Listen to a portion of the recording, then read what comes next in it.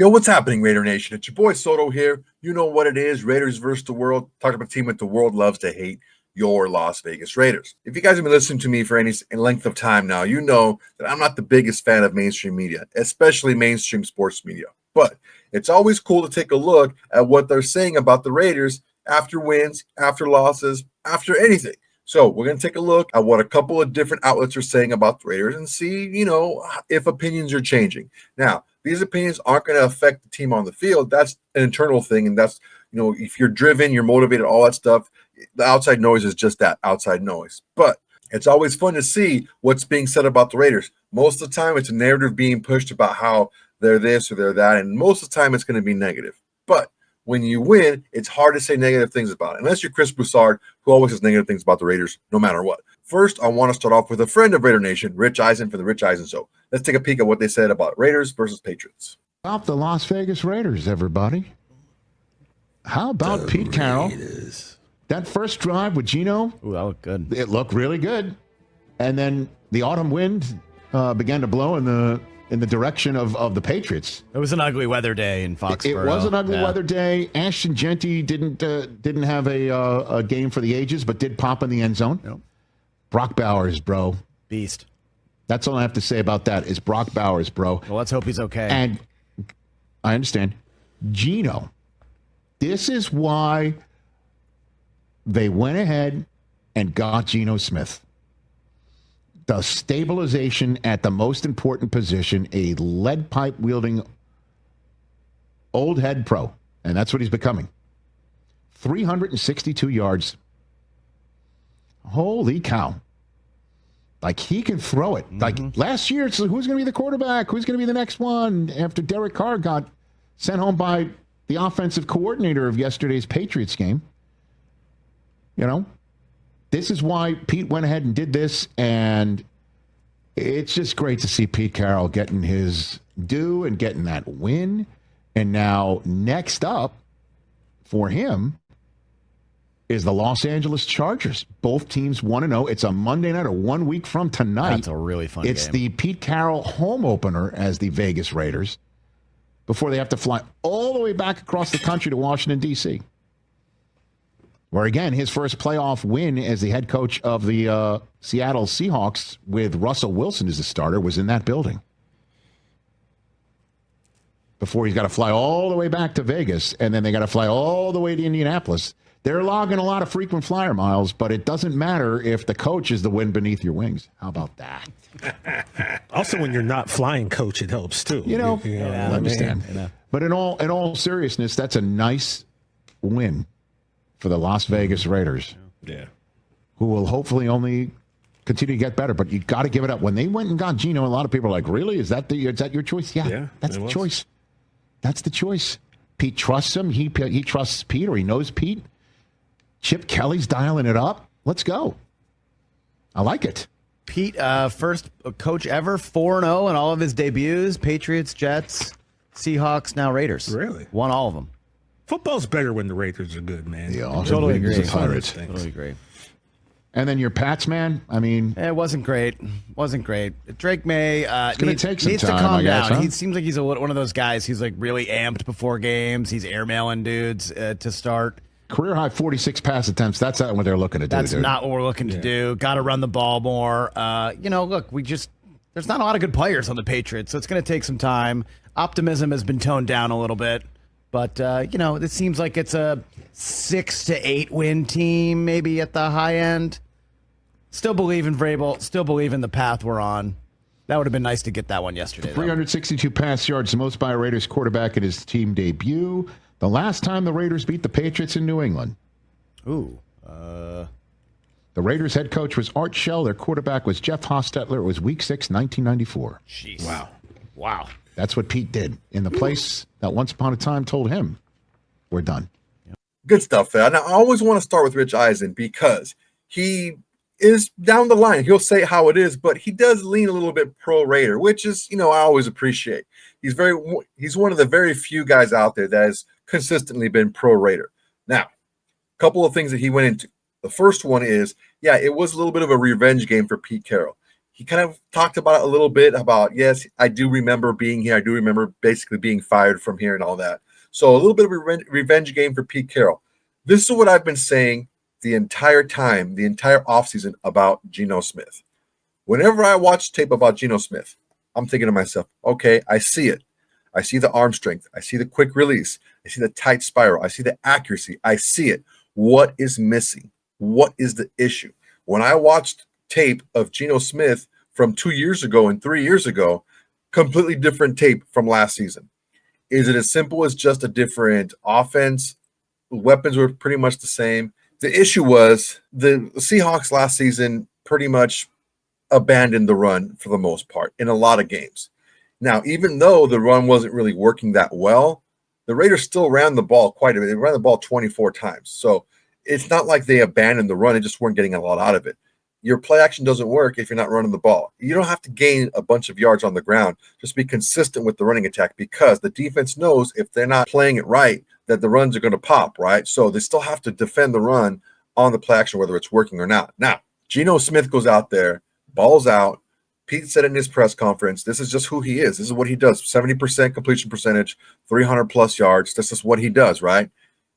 And we all need to take a look at who Geno Smith actually is. This is who he is. All right, this is not just an anomaly. This is not him being extra amped or playing a bad team in the Patriots. The Patriots spent a lot of money on their defense. They spent a lot of money to bolster their weapons and everything. They spent a ton of money. They were the guys spending all this money in the offseason.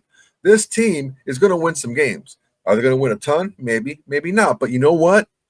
You don't get to go to the playoffs by only beating good teams. You have to beat these teams too.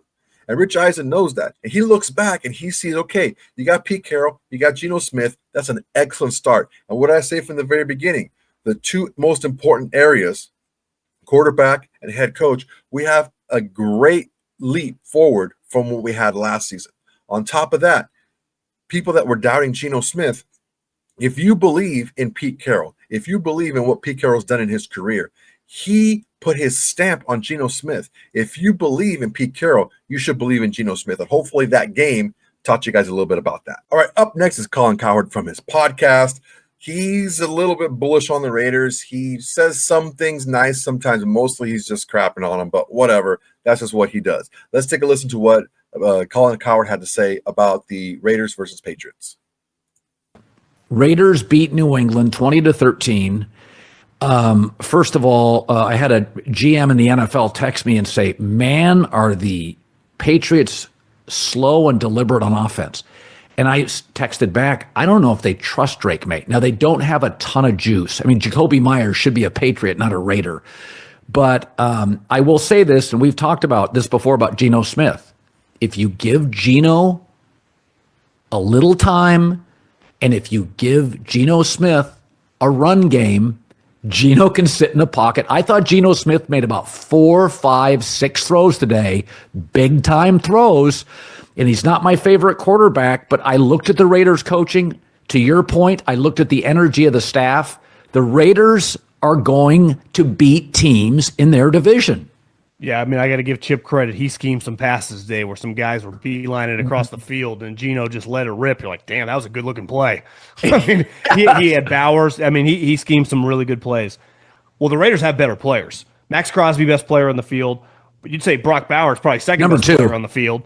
You know, Geno Smith today is a way better player than Drake May. Yes. So, you know, I mean, they just drafted a weapon top 6, but even if you say Jeanty and Henderson cross each other out, you know, the Raiders have Colton Miller's a 400 yards. Yeah. So, like you said, Jacoby Myers now has a couple years. Like, he's become a really, really good player. I think we think about him like 3 years ago, the kind of little afterthought guy on the Patriots. He's a I don't know if he's not like Jamar Chase or anything, but he had 8 catches today for 97 yards. He's going to have enormous numbers this year playing with Chip and Brock Bowers. So, yeah, I mean, the Raiders are just a better team. You know, Now, I thought the Pats with their schedule, but I'm telling you, I was nervous watching Drake May thinking, is this guy a franchise quarterback? Because we've talked over and over about that group, the 6 guys. Now, Caleb, JJ play tomorrow. We'll see how they look. You know, Penix, if you watch him, you go, this guy's an NFL player. How good is he? What's his ceiling? Jaden Daniels is a star. I mean, he's an excellent elite player.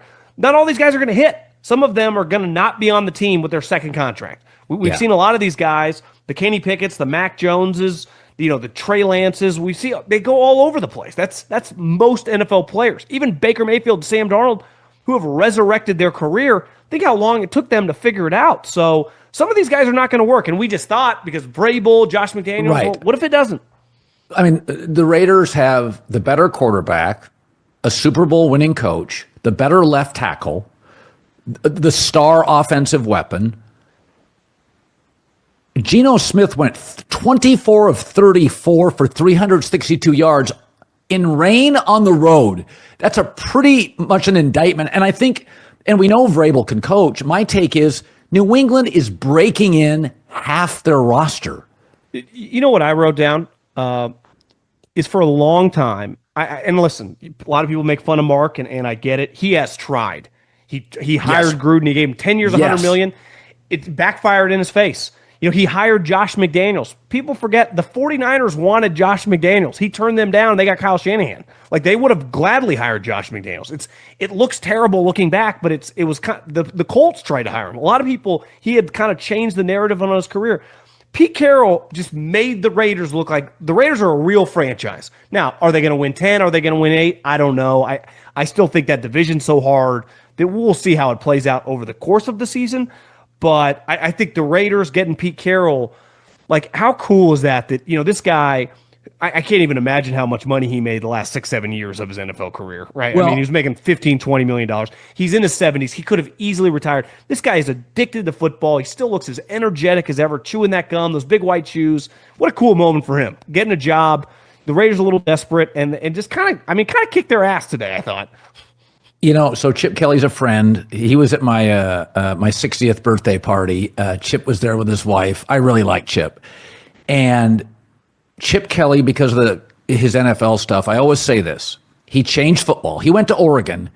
He was so dominant at college. Remember this? Midway through the second quarter, they were leading people, like Pac-12 teams, 42-10. I mean, he was calling runs too.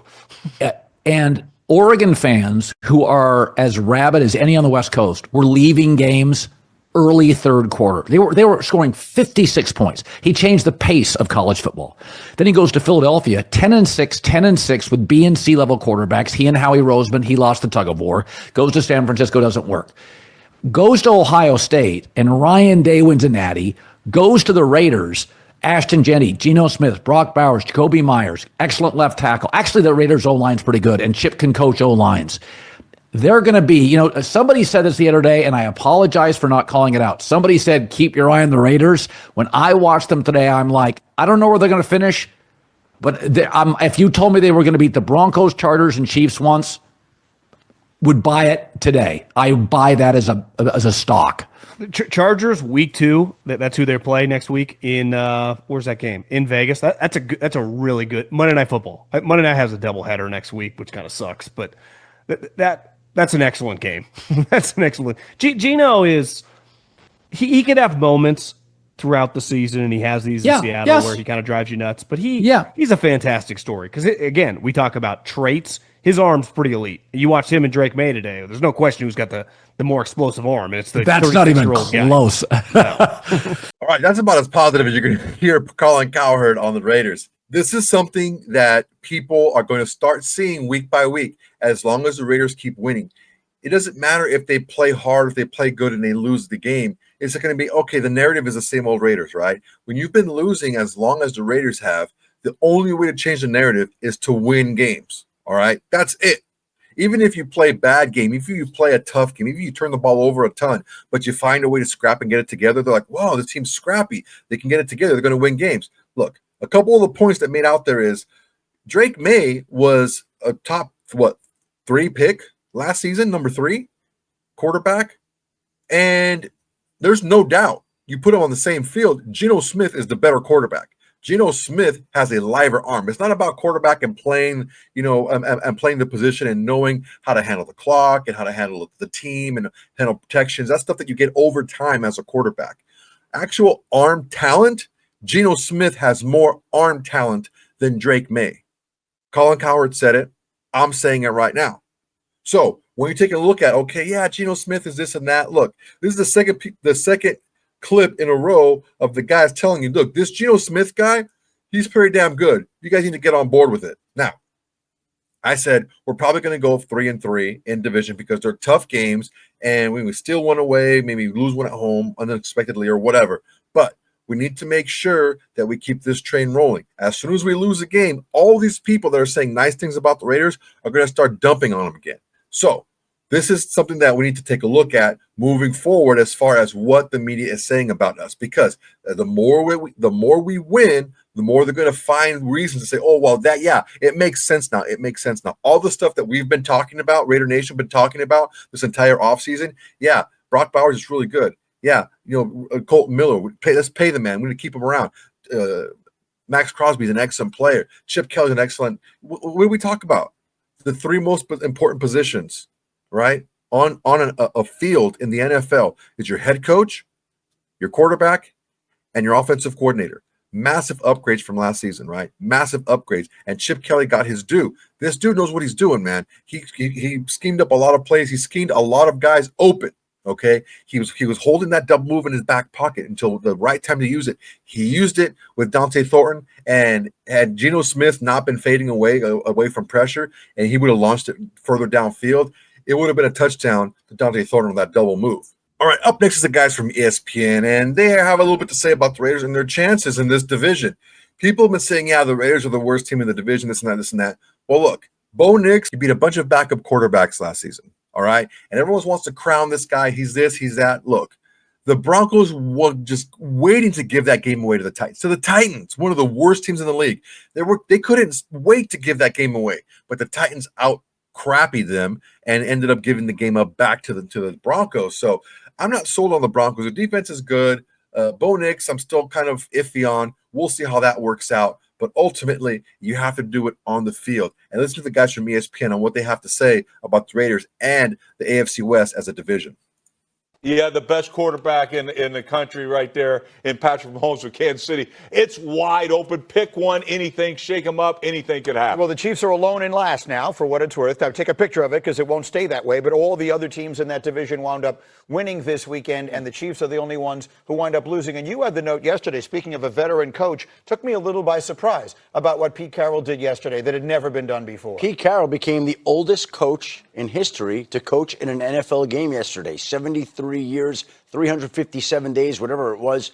He's going to be 74 years old. He doesn't act like that. And that team played with a certain amount of energy. We talked about the juice that the Packers had. It felt like the Raiders on the road had some of that juice. And with Geno Smith and these two young offensive weapons and Brock Bowers and Ashton Jeanty, the Raiders look like they're going to be a tough out in a tough division. That's the point. Is that we talk about what if you still want to say there's a big three in the AFC, and maybe there should be more teams involved.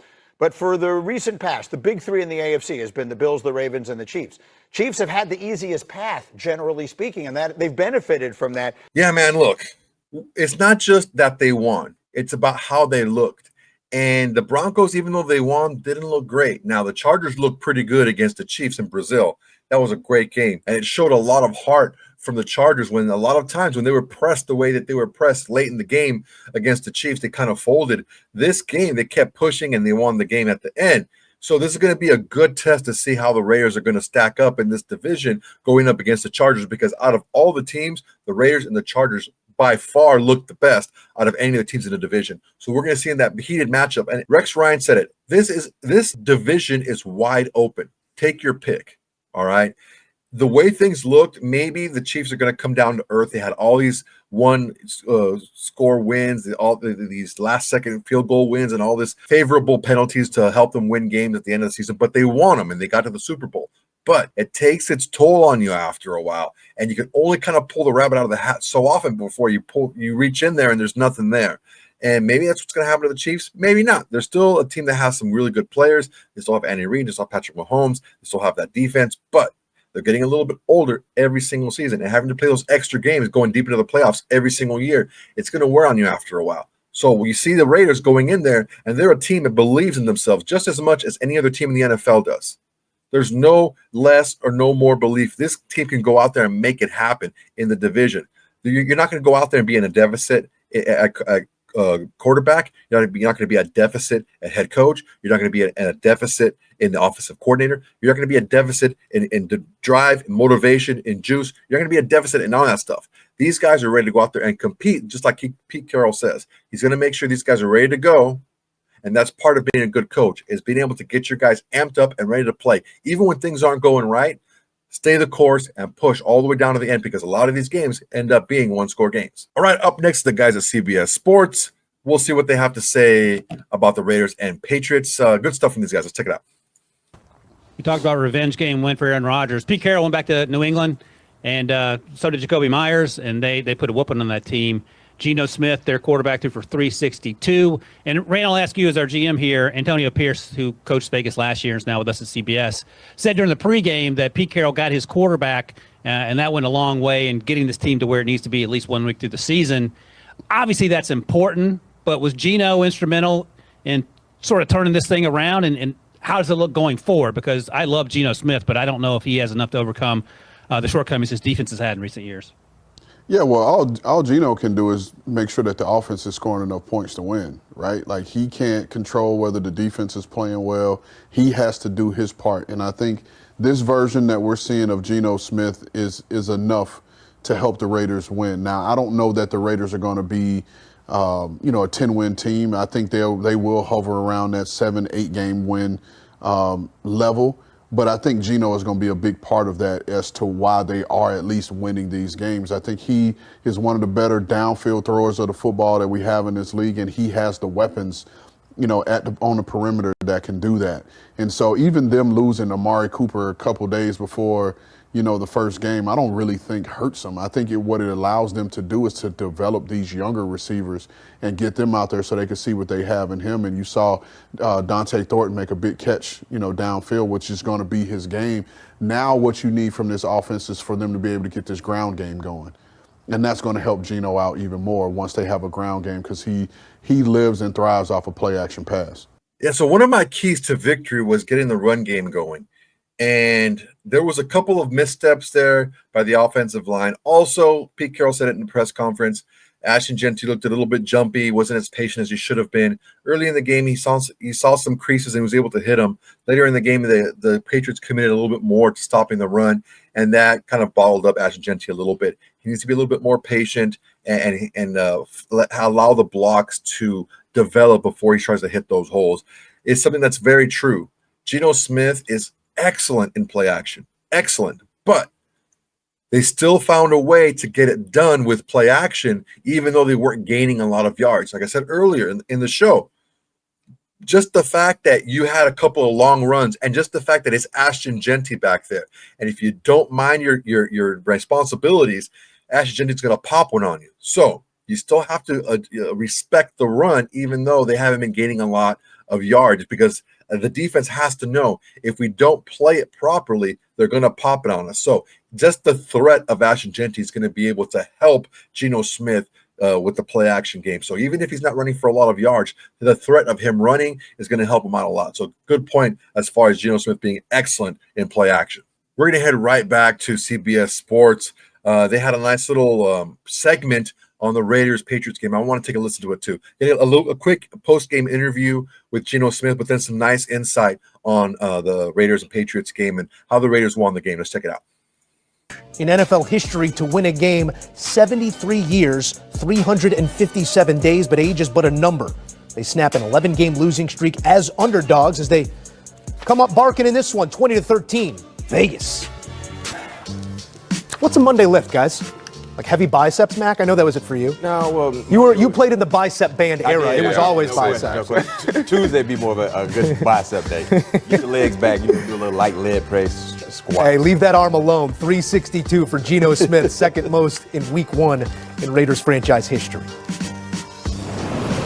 Back in the building, Jonathan Jones, thoughts here on the Raiders, who quite convincingly, as Geno said, go on the road in some weather and do exactly what you're looking to do. Yeah, I mean, it was a 2-score game for most of the game. There was that junk field goal there at the end to make it a 1-score game. But the Raiders really in control of this contest the entire time. Geno Smith picking up where he left off last season. And look, he has a new offensive coordinator. I think one of the things that people have forgotten is that Chip Kelly's the offensive coordinator. He's back in the NFL, and he is with the Raiders. And so when you're able to have a quarterback like Geno, and we have seen this for the last couple of years, go out there and to throw 300-plus yards is nothing to Geno right now. Yeah. But we just talked about his wide receiver group, or should I say a lack of a wide receiver group, right? Because Amari Cooper comes in, and then he says, this life ain't for me. I'm going to go ahead and retire. And you're looking around, Jacoby Myers, is there anybody else out there? Yeah. But you get 97 receiving yards from Jacoby Myers. You get more than 100 from Brock Bowers, and that was just in 3 quarters of play. He did leave because of a knee,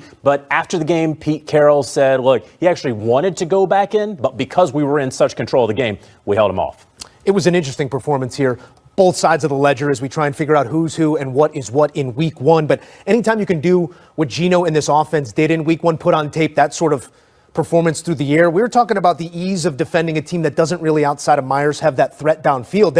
They threatened everywhere on the field in this one, Pat. What did you make of the variability of the offense and their willingness to go to all of those things? Well, you know, one thing about Pete Carroll, he had some undrafted receivers in Seattle. Yeah. Right. Had some guys who didn't have really homegrown names and found a way to get those guys to Super Bowls.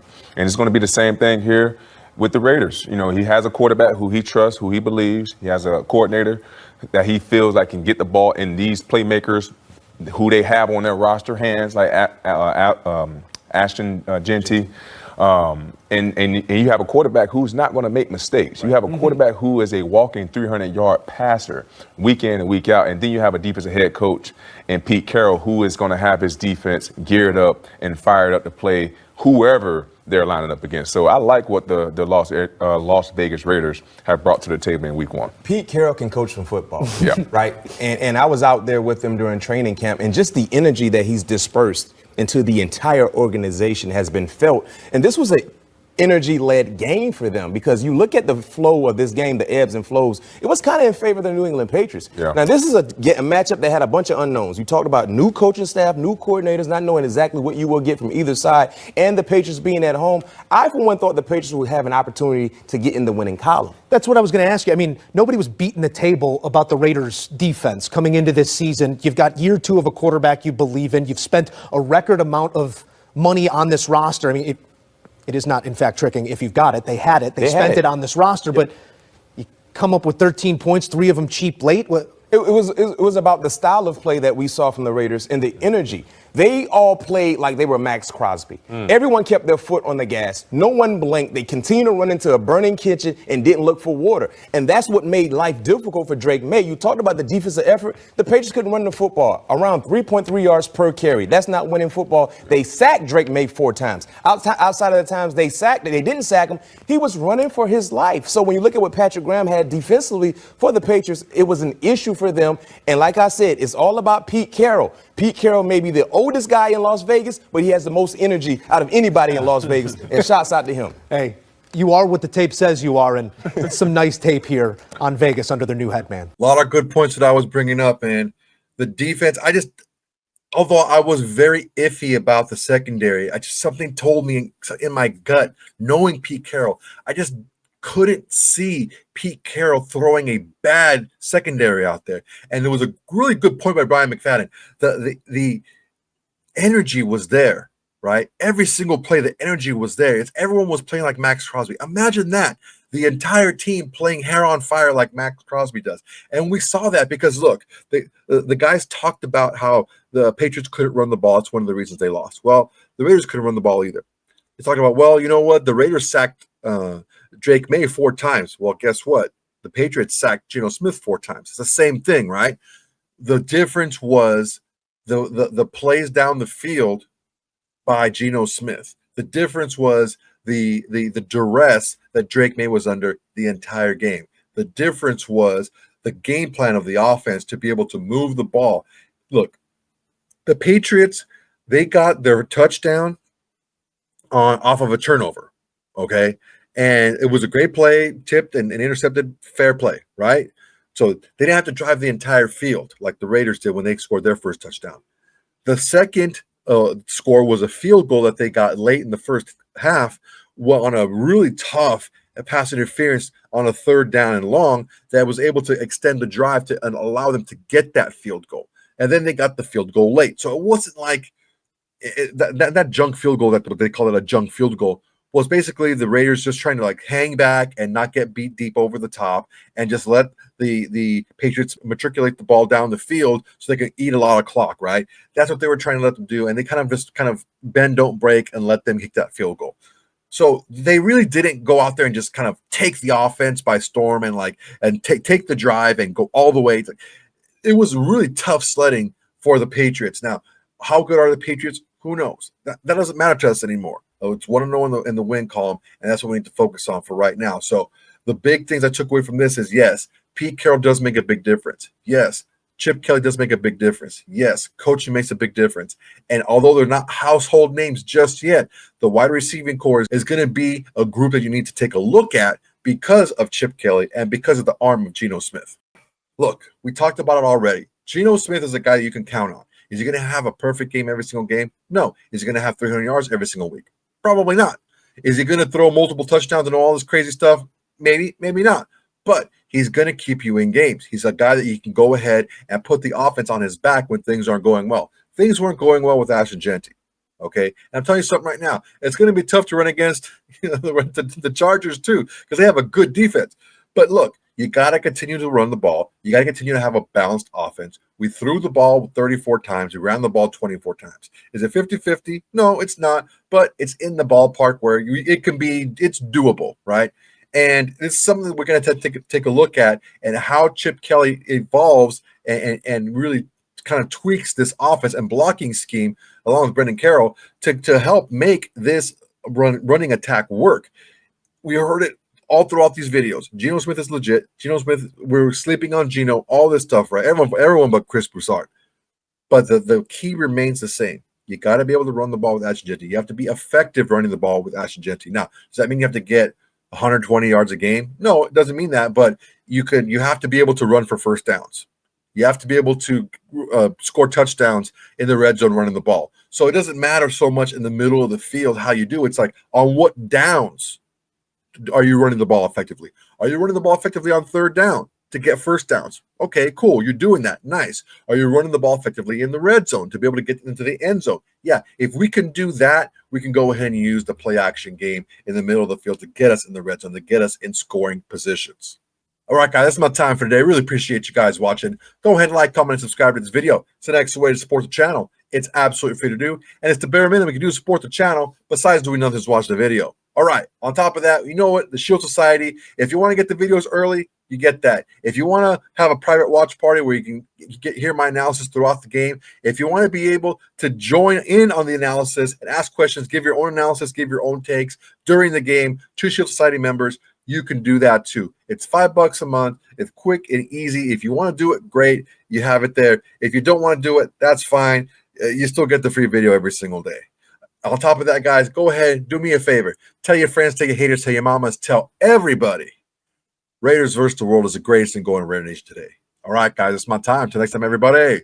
Peace. Hey, Raider Nation. Thanks for watching. There's plenty more where that came from. Go ahead and smash that like button. Drop a comment. Make sure to subscribe and share to all your socials. It's the bare minimum you can do without doing absolutely nothing.